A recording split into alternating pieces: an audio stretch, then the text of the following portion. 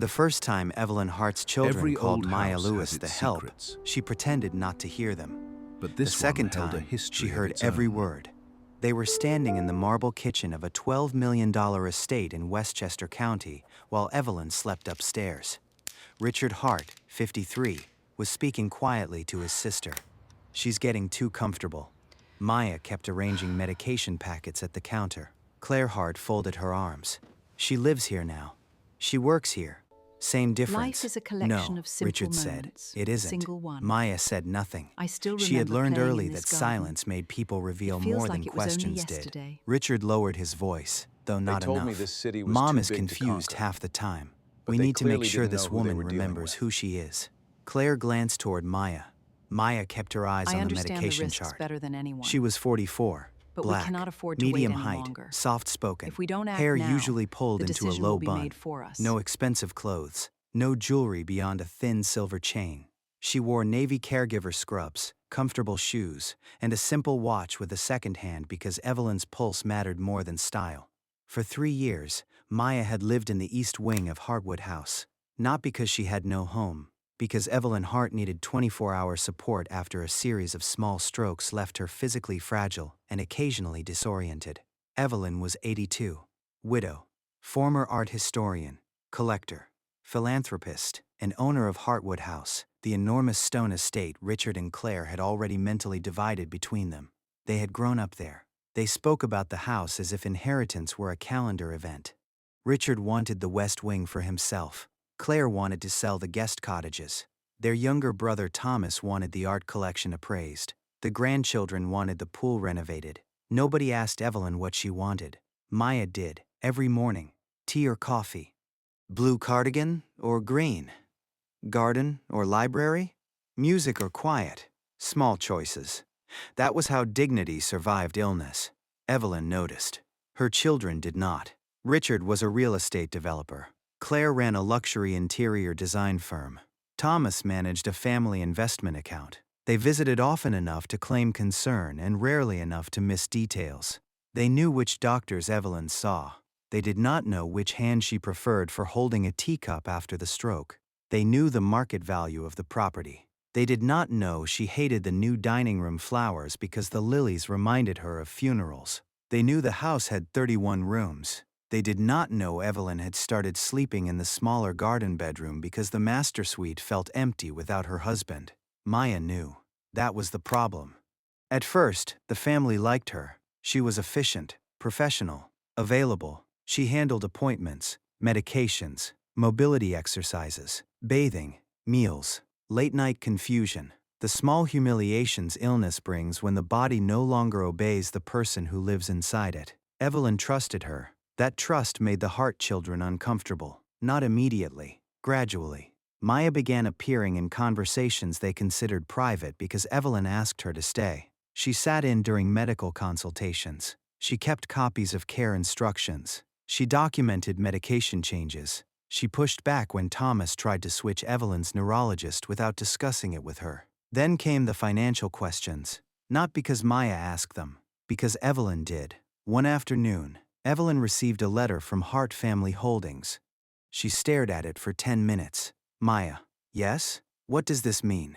Maya took the letter. It proposed refinancing a trust-owned commercial property in Manhattan. Evelyn's signature was requested.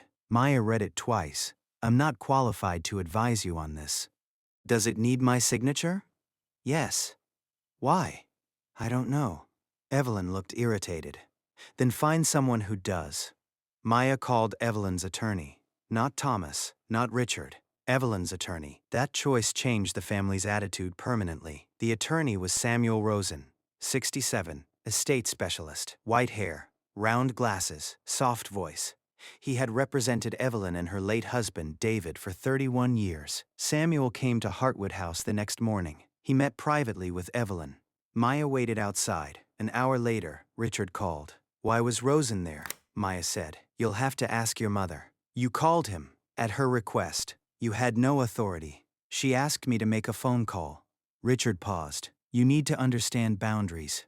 Maya looked through the window at Evelyn walking slowly with her cane along the garden path. "I do." "No, I don't think you do." Maya said nothing. Richard continued. You are not family. That's true. You are not a decision maker. That's also true. So stop inserting yourself. Maya's voice stayed calm. I don't insert myself. Your mother asks me. Richard hung up. 2 weeks later, Evelyn revoked Thomas's financial power of attorney. Not completely. She limited it. Certain transactions now required a second independent review. Thomas blamed Maya. Maya had not suggested it. Claire accused her of manipulating an elderly woman. Maya had not. Richard said caregivers sometimes developed inappropriate attachment to wealthy clients. Maya heard that one directly. They were in the library. Evelyn was upstairs with a physical therapist.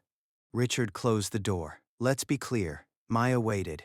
My mother is vulnerable. Yes. You spend more time with her than anyone. Yes. That creates influence. It creates familiarity. Same thing. No. Richard stepped closer. You're not stupid. Maya looked at him. Thank you. He did not smile. If she starts making unusual decisions, everyone is going to ask why. Then they should ask her.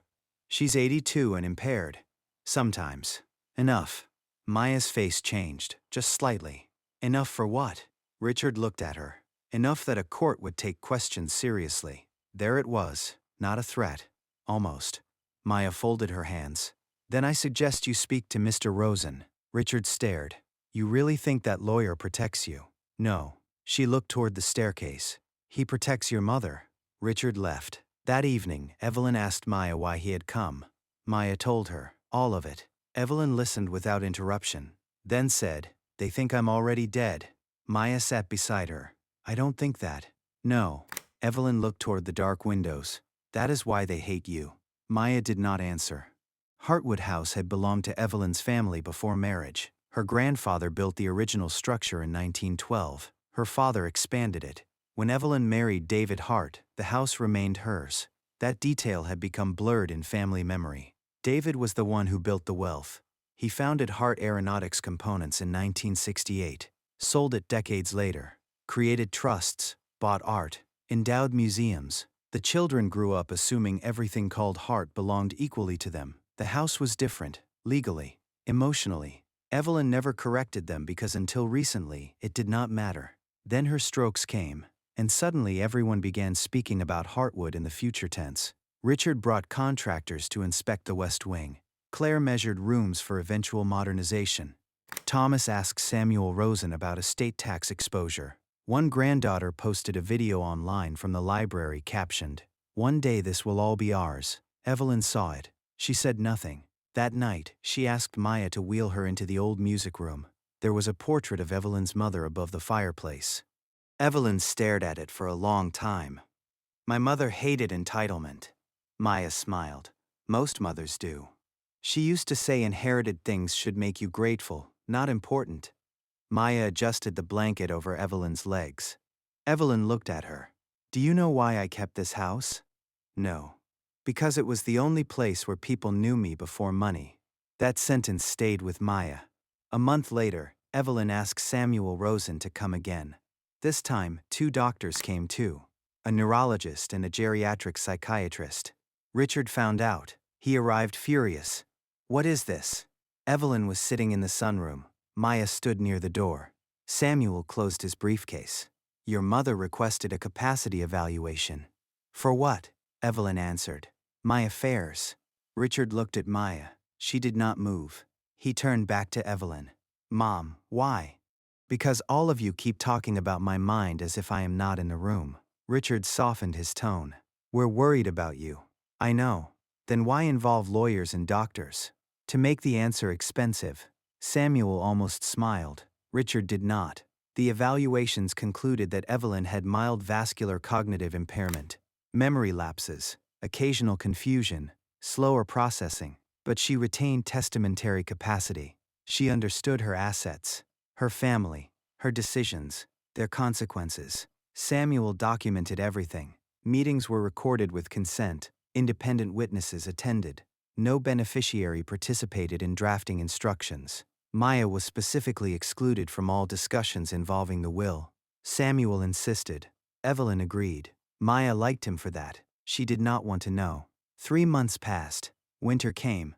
Evelyn weakened. She had another stroke in January. Small, but enough. Her speech became slower. Walking became difficult. The family visited more. Their behavior changed too. Not kinder, more strategic. Claire began bringing flowers. Thomas brought grandchildren. Richard started calling Evelyn Mommy again. Maya noticed. Evelyn noticed more. One Sunday, the whole family came for dinner. Richard's wife, Claire's husband, Thomas, 5 grandchildren, 2 great-grandchildren. Maya supervised the kitchen and helped Evelyn dress.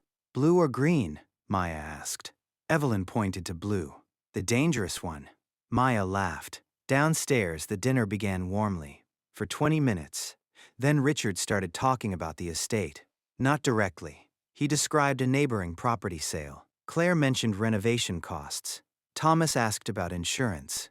Evelyn ate slowly. Maya stood near the sideboard. Then Claire said, "When the time comes, we should probably keep Hartwood in the family." Evelyn put down her fork. "When what time comes?" Claire froze. "You know." "No." Richard intervened. "She means eventually." "Eventually what?" No one answered. Evelyn looked around the table. "You are all sitting in my house discussing what happens when I die." Thomas said, "Mom, nobody meant." "Yes." Her voice was weak, but clear. "You did." Silence. One grandson looked down. Evelyn turned to Maya. "Tea." Maya moved. Richard said, "Maya, sit down." She stopped. He smiled without warmth. "We should probably include you in this." Maya looked at Evelyn. Evelyn nodded once. Maya sat at the far end. Richard folded his hands. "You've been with Mom a long time. 3 years. We appreciate the care." Maya waited. "But this arrangement has become blurred." Claire said, "Very blurred." Evelyn's face tightened. Maya said, "How?" Richard looked at her. "You live here. You control access. You call attorneys. You attend medical appointments." "Because your mother asks me." "There it is again." "What?" "Everything is because Mom asks you." Maya said nothing. Richard leaned forward. "If she has promised you anything, we need to know." The table went still. Maya looked at Evelyn. Evelyn's eyes were sharp. Maya turned back. "She is not." "Money?" "No." "Property?" "No." "Jewelry?" "No." "Nothing?" "No." Richard looked at his siblings. Claire said, "Then you won't mind signing something." Maya frowned. "What?" Thomas reached beside his chair and placed a folder on the table. A release, prepared by a lawyer who was not Samuel Rosen. It stated that Maya claimed no interest in Hartwood House, Evelyn's estate, or any asset transferred to her in the future arising from undue reliance, dependency, or caregiving influence. Maya read the first page, then looked at them. "You want me to waive something I don't know exists?" Richard said, "If nothing exists, it costs you nothing." Evelyn struck the table with her spoon. Everyone stopped. "No." Richard looked at her. "Mom." "No." She pointed toward the folder. "Take that out of my house." Richard's face hardened. "We're protecting you. You are protecting yourselves." Claire stood. "This is ridiculous." Evelyn looked at her daughter. "Sit down." Claire sat. Evelyn turned to Maya. "You will sign nothing." Maya nodded.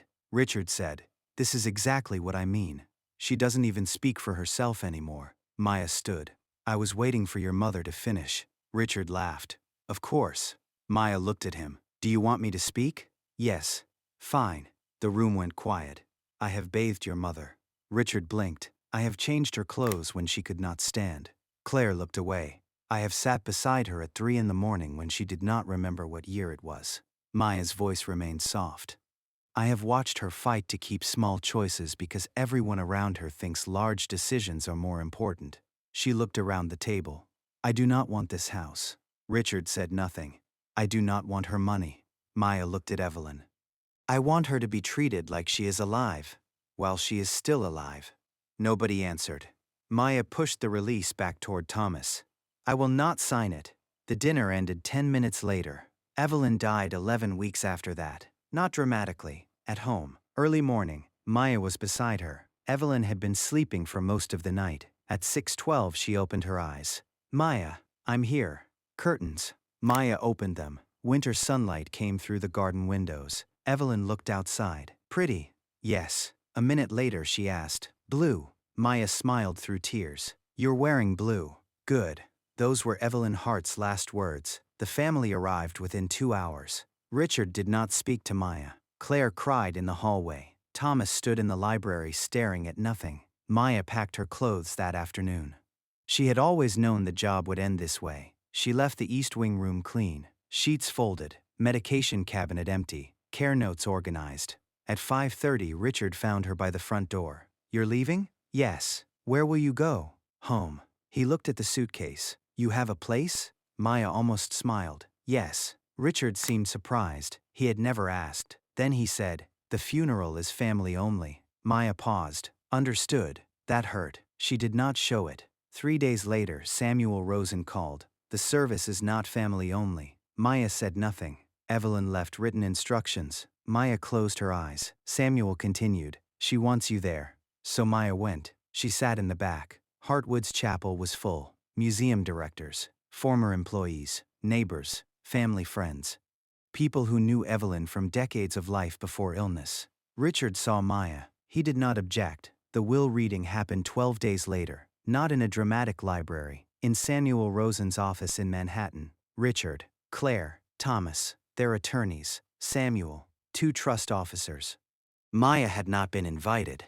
At first. Samuel called her the morning of the meeting. "You need to attend." "Why?" "I cannot tell you before the reading. I don't want anything." "I know." "Then why?" "Because Evelyn instructed it." Maya arrived wearing a simple black dress and navy coat. Richard stared when she entered. "What is she doing here?" Samuel said. "Sit down." Richard's attorney leaned toward him. Maya chose a chair near the door. Samuel began. "There were trusts, charitable gifts, personal bequests. The art collection went partly to museums, partly to family. Investment accounts were divided. Grandchildren received education trusts. Richard inherited significant assets. Claire did too. Thomas too. No one was disinherited. That mattered. Evelyn had not written a revenge fantasy. She left her children wealthy.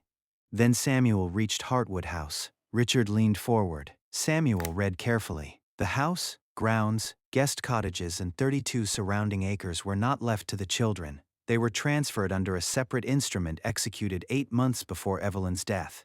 Richard frowned. "To what?" Samuel looked at the trust officer. Then back at the document. "The Hartwood Stewardship Foundation." Claire stared. "What foundation?"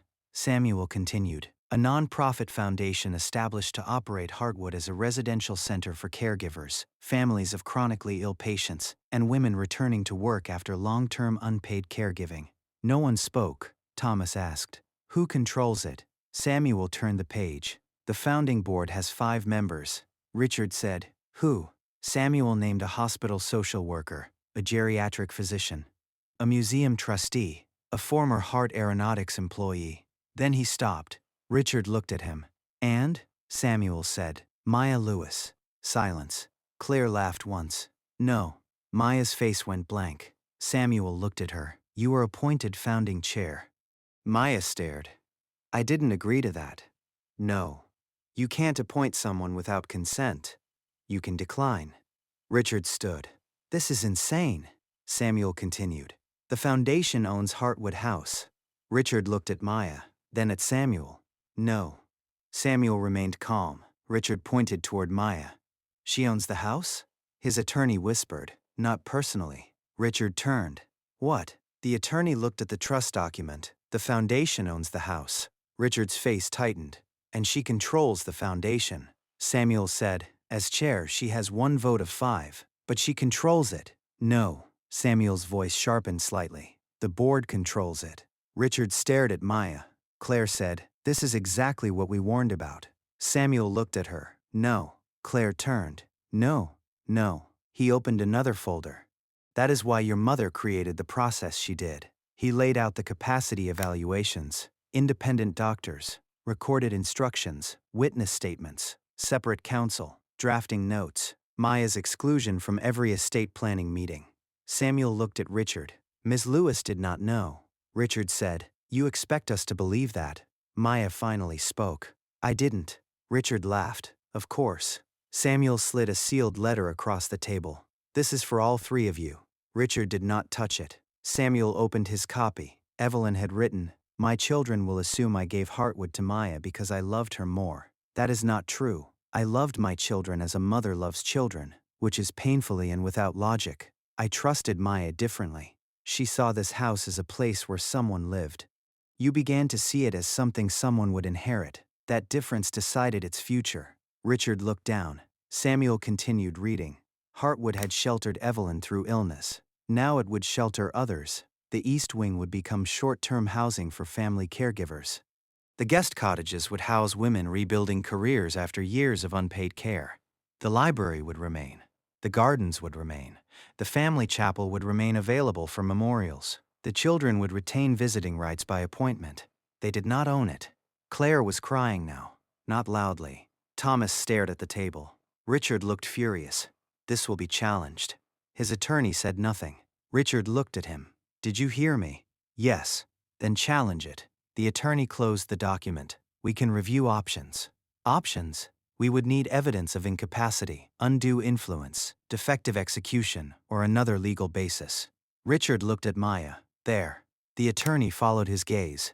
Maya was expressly excluded from planning meetings.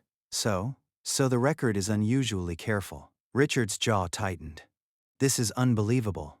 Maya stood. Everyone looked at her. I need air. Richard said, sit down.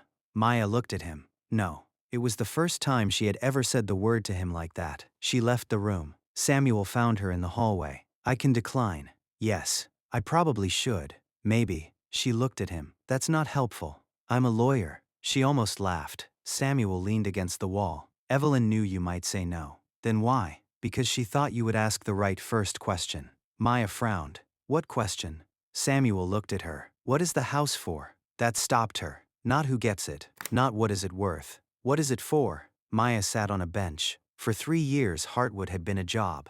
A difficult one. A beautiful one. A place where illness changed every room. Now Evelyn wanted to turn that history into function. Maya said, I need time. You have it. The legal challenge came anyway. Richard filed first. Then Claire joined. Thomas did not. He surprised everyone. He told his siblings. Mom knew what she was doing. Richard accused him of weakness. Thomas said, no, I'm tired. The challenge lasted 7 months. Depositions, medical records, expert reviews. The family hired a specialist who argued Evelyn's strokes could have increased dependency on caregivers. The foundation presented 2 independent capacity evaluations, video recordings, lawyer notes, witness testimony. The release document Richard had tried to make Maya sign became relevant too. It showed the family had anticipated a possible bequest before Evelyn's final decline. Richard's own emails were produced. One said, we need to establish boundaries before Mom does something irrational with the caregiver. Another said, if Maya is removed, Mom will eventually normalize. That did not prove coercion. It did show motive. The court upheld the estate plan, not because Maya was noble, not because the Hart children were unpleasant, because Evelyn had capacity. Because the documents were valid, because the process was independent, because the evidence of undue influence was weak. The Hartwood Stewardship Foundation kept the house. Richard appealed, then withdrew. The cost was growing. Public attention was worse. The family name had become attached to headlines about adult children fighting a caregiver over their mother's final wishes. Richard hated that. Maya hated it too. She gave no interviews. When reporters waited outside Hartwood, she entered through the service drive. The irony was not lost on her. 6 months later, renovation began. Not luxury renovation, accessibility, grab bars, wider doors, quiet bedrooms, a counseling office, childcare space, a career resource room. The West Wing Richard once wanted became temporary housing for caregivers whose relatives were in long-term treatment at nearby hospitals. The guest cottages became transitional residences. Claire refused to visit. Thomas did. He came alone one afternoon. Maya found him in the library. I used to hide here, he said. From what? Richard. Maya smiled slightly. Thomas looked around. Mom would like this. I hope so. He looked at Maya. I'm sorry. For what? For making you prove you weren't stealing something. Maya was quiet. Thomas continued. We never asked what you gave up to take care of her. Maya looked toward the window. She had given up things. A management job at a rehabilitation center. Weekends. Privacy. 3 years of ordinary life. But caregiving was not martyrdom, it was work. Skilled work, emotional work, physical work. Work families often valued only after they had to do it themselves. Thomas asked, "Why did you accept?" Maya thought about Evelyn's question. "What is the house for?" "Because the house can do something useful." Thomas nodded. A year after Evelyn's death, Hartwood reopened. No gala. Maya insisted. The board invited nurses, home health aides, social workers, former caregivers, neighbors, a few members of the Hart family. Thomas came. Claire did not. Richard did not. The first resident was a 58-year-old woman named Denise Carter. She had spent 9 years caring for her husband after a spinal injury. When he died, she had no job and almost no recent work history. Hartwood gave her a cottage for 6 months. Career counseling, training, time. On her first night, Denise stood in the kitchen and cried because the refrigerator was full. Maya did not tell anyone that story. Some dignity belongs to the person receiving it. 3 years later, Hartwood had served more than 400 families. The estate no longer felt like a monument. It felt alive. Children ran through halls built for formal dinners. Caregivers slept in rooms once reserved for guests who arrived in black cars. The library hosted support groups. The dining room hosted job workshops. The garden hosted memorial ceremonies. Evelyn's portrait remained above the music room fireplace. No plaque beneath it. Maya liked that. One autumn afternoon, Richard came back. No cameras, no lawyer. He stood at the front entrance for almost a minute before ringing. Maya opened the door. He looked older. Still expensive, still composed, but less certain. "I'd like to see the house." Maya waited. "Why?" Richard looked past her. "Because I grew up here." That answer was honest enough. Maya let him in. They walked quietly. He saw the West Wing, the cottages, the counseling rooms, the library. At the music room, he stopped beneath his grandmother's portrait. "My mother really planned all this. The idea. And you built it. The board did." He looked at Maya. "You always say that. Because it's true." Richard nodded, then said, "I hated you." Maya did not react. "I know. I thought you took my mother from us." "No." "Oh, I know that now." Maya looked at him. "She was waiting for you." His face tightened. "What?" "She wanted you to ask her what she wanted." Richard looked away. "I thought I knew." Yes, that was the entire tragedy. Not greed alone, certainty. The Hart children believed familiarity gave them ownership over Evelyn's wishes. They loved her. That was real. They also stopped listening to her. That was real too. Richard walked to the window. Children were playing outside near the old fountain. "My daughter says I made us look terrible." Maya almost smiled. "Children are useful that way." He laughed quietly, then asked, "Do you own this place?" Maya looked at him. "No. People say you do. People say easy things. Then who owns it?" Maya looked around the room. "The foundation. That's the legal answer. It's also the real answer." He waited. Maya continued. "I'm temporary." Richard frowned. "So are you." He looked toward his mother's portrait. That landed. The will had revealed who the house really belonged to. Not Maya, not Richard, not Claire, not Thomas. Not even Evelyn anymore. It belonged to a purpose. That was what everyone had missed. The family mocked the quiet caregiver because they thought possession was power. Maya had spent 3 years learning something different. Care is power too. Not the loud kind. Not the kind that puts a name on a gate. The kind that notices when someone's tea is too hot. When medicine makes them dizzy. When they are tired of being spoken around instead of spoken to. When a person with wealth and illness is still a person before either word. Evelyn understood that at the end. So she took the one thing her children saw as inheritance and turned it into service. People told the story afterward as if Maya had won the house. She always corrected them. "I didn't win anything. The house was not a prize, it was a responsibility." And if Richard Hart had learned anything from losing the future he assumed was his, it was that inheritance is never ownership until someone is gone. Before that, it is only expectation. Evelyn Hart had spent her final years surrounded by people who loved her and people who served her. Only one group consistently asked what she wanted before deciding what was best. That was why the will shocked everyone. Not because it gave the house to a caregiver, It didn't. It gave the house away from entitlement and placed it into the hands of people willing to ask the question the family had forgotten. What is this place for?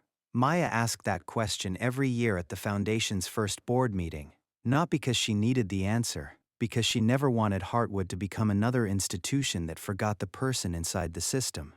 The house survived, the family survived, even Richard changed a little, but the lesson remained carved into the place without ever appearing on a plaque.